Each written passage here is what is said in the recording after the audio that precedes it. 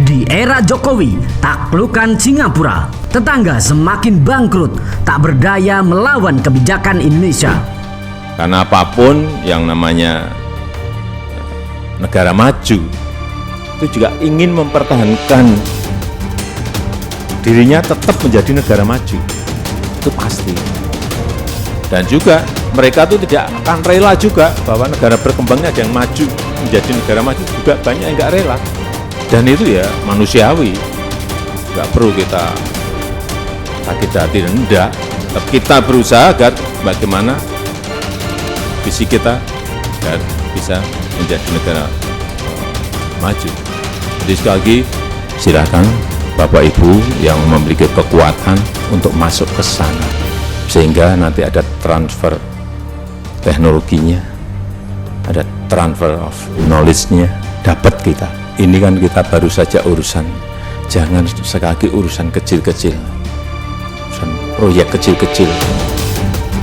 Ya proyeknya gede tapi itu buat saya kecil. Cara berpikir seperti itu. Lapor ke Sepak sekarang. Dulu ekspor nikel mentah 1,1 billion US dollar.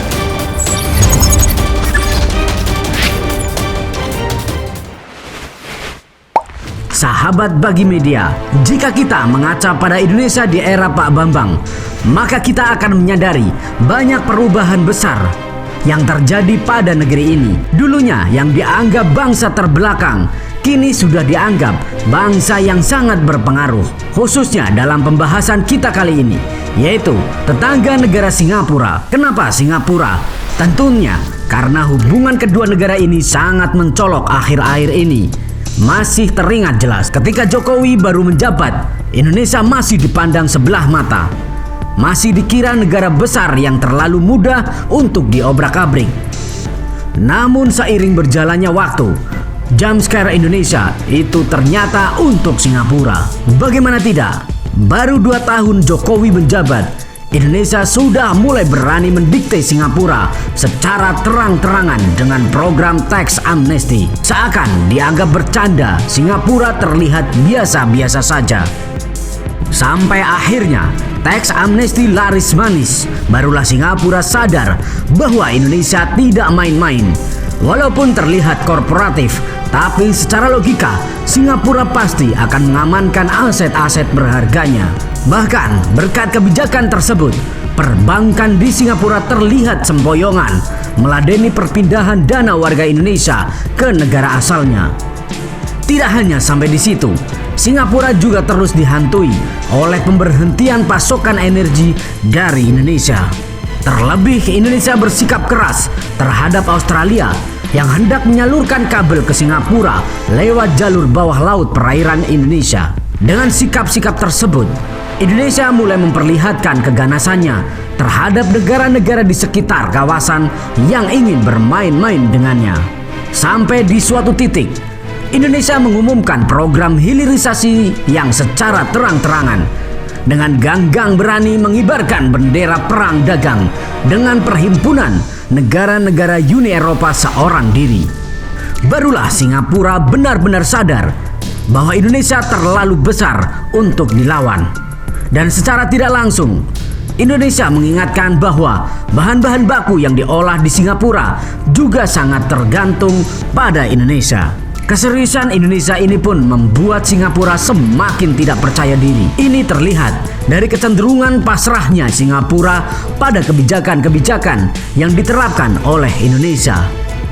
Bahkan pengambilan ruang udara Kepulauan Riau dan Natuna dari Singapura nyaris tanpa perlawanan. Kita terbuka, tapi kalau kita suruh kirim bahan mentah terus, tidak, stop. Jangan berpikir Indonesia akan mengirim bahan mentah. Singapura menyadari bahwa andil Indonesia terhadap negaranya sangatlah besar. Misalnya saja, bahan baku industri smelter dan sumber daya alam lainnya seperti minyak mentah. Singapura masih berharap banyak pada Indonesia. Dewasa ini, Indonesia kerap melakukan proteksi terhadap aset-aset berharganya. Indonesia mengatakan cukup pada pembodohan yang selama ini terus dibiarkan. Karena sekarang adalah saatnya Indonesia bangkit untuk menatap masa depan yang gemilang. Namun demikian, Indonesia tidak menutup diri dari negara manapun yang ingin bekerja sama, dengan catatan Indonesia mendapatkan keuntungan lebih serta mendapatkan transfer of teknologi. Ini bisa saja diartikan perusahaan dari negara lain yang tertarik dengan sumber daya alam Indonesia harus masuk berinvestasi di Indonesia dengan mendirikan perusahaan dan mempekerjakan masyarakat sekitar.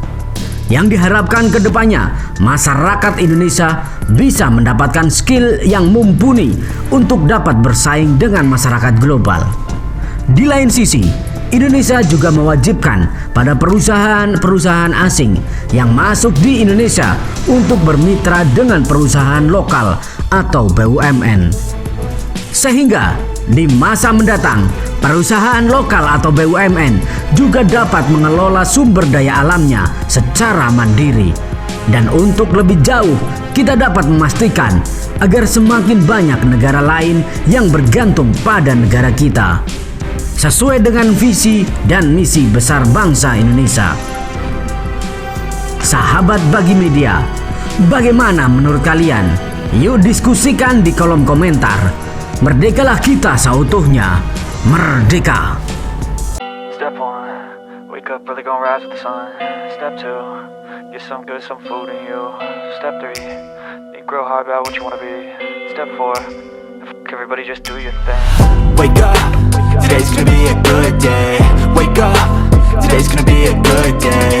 Wake up, today's gonna be a good day. Wake up, today's gonna be a good day. Wake up, today's gonna be a good day. Wake up, today's gonna be a good day. Wake up, today's gonna be a good day. Wake up, today's gonna be a good day. Yo. Set your affirmations, aspirations. I got shit to do, the aftermath of preparation. Good food, good mood, blood in circulation. One step at a time, yeah, that's how you make it. Set a goal you control and the steps you take them. I try to pick one thought, have some concentration. And if I make a mistake, it's called education. I try to do this every day, call it replication. Wake up, today's gonna be a good day.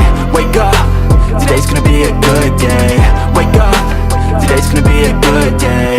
Wake up, today's gonna be a good day. Wake up, today's gonna be a good day. Wake up, today's gonna be a good day. Wake up, today's gonna be a good day. Wake up, today's gonna be a good day. So life ain't easy, yo, I think there's a reason though. Ups and downs, just like every different season, yo.